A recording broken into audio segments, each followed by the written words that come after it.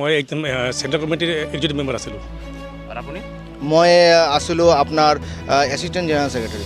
Already আমি দি দিছোঁ, already আমি ছাবমিট কৰি দিছোঁ। এতিয়া ভুৱা সংগঠন কি সংগঠন এইটো আমি নাজানো। আমি বেংগলী ফেডাৰেশ্যনৰ নাম যেতিয়া শুনিছোঁ তেতিয়া আমি গৈছোঁ। তাতে কি আছে না আছে এইটো ইহঁতে যিজন মানুহ আমাক ফোন কৰিছিল সি কৈছে যে মই ইয়াৰ ফাউণ্ডাৰ বুলি। তো এতিয়াতো ভিতৰৰ কি আছে না আছে এইটোতো আমি নাজানো। নমস্কাৰ, মোৰ নাম পাৰ্থ চক্ৰৱৰ্তী। মই যোৱা 2 দিন আগত all Assam Bengali youth student federation নামৰ এটা সংগঠনে মানে যেতিয়া মোক দায়িত্ব অৰ্পণ কৰিলে তেতিয়া তাৰ আগতে মোক ফোন আহিছিল শান্তনু ঘোষ বুলি এজন মানুহে। তেতিয়া ই মোক ক'লে যে মই all Assam Bengali youth student federation বুলি এটা সংগঠন খুলি আছোঁ, তহঁতৰ আহিব লাগিব। তেতিয়া মই কুৱেশ্যন ৰেজ কৰিছিলোঁ যে যদি আপুনি খুলি আছে ইয়াতে সম্ৰাট দা ক'ত? তেতিয়া ই কৈ আছে মই সম্ৰাটক মাতিছিলোঁ, সম্ৰাটে অহা নাই বা ই ভোট পোৱা নাই, এইকাৰণে তাক প্ৰেচিডেণ্ট দিয়া হোৱা নাই। তেতিয়া আমি ক'লোঁ যে তেনেহ'লেতো আমি এনেকুৱা যাব নোৱাৰি। তেতিয়া ই ক'লে যে ঠিক আছে হ'ব, এটা অধিৱেশন কৰি আছোঁ, তুমি তাতে অহা। মই ক'লোঁ ঠিক আছে হ'ব। তাৰপিছত যেতিয়া অধিৱেশন কৰিলে তেতিয়া মোৰ চবেই অৱগত যে মই এটা মেডিকেল ৰিপ্ৰেজেণ্টেটিভ আছোঁ।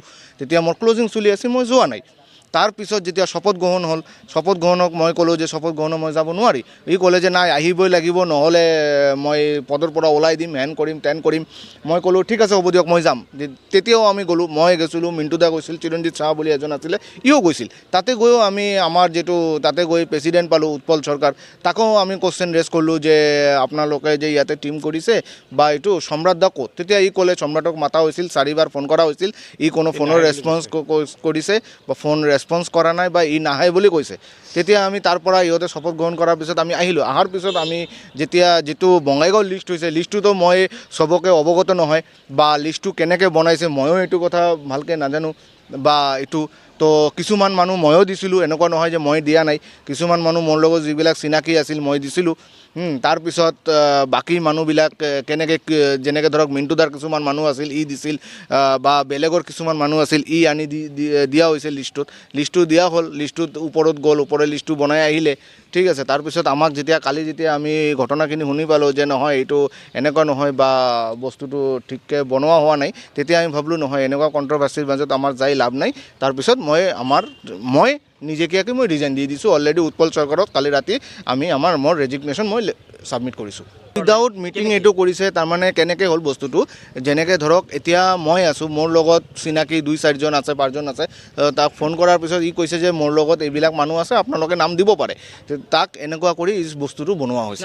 এইটো কিন্তু কোনো ধৰণৰ কাৰ্যকৰী হোৱা নাই। আৰু এইটো লৈ পেলাই আমি উৎপল চৰকাৰকো কৈছিলোঁ যে দাদা আপুনি আহি পেলাই বস্তুটো বনাওক। তো ই কৈছে যে নহয় তুমি লিষ্ট বনাই পেলাই আমাক পঠাই দিয়া, আমি এইটো বনাই দিম। মই একদম চেণ্ট্ৰেল কমিটিৰ এক্সিকিউটিভ মেম্বাৰ আছিলোঁ। আৰু আপুনি? মই আছিলোঁ আপোনাৰ এছিষ্টেণ্ট জেনেৰেল ছেক্ৰেটাৰী।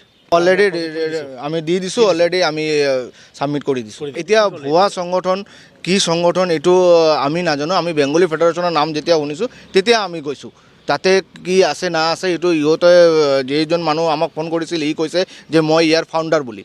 তো এতিয়াতো ভিতৰৰ কি আছে না আছে এইটোতো আমি নাজানো বস্তুটো ফাউণ্ডাৰ হিচাপে। তো ই কৈছে যে মই ফাউণ্ডাৰ, মই এইটো টিম বনাই আছোঁ। মিটিংটো ক'ত হৈছিল? শপত গ্ৰহণটো ক'ত হৈছিল? শপত গ্ৰহণটো গুৱাহাটী হৈছিল। কি হোটেল আছিল?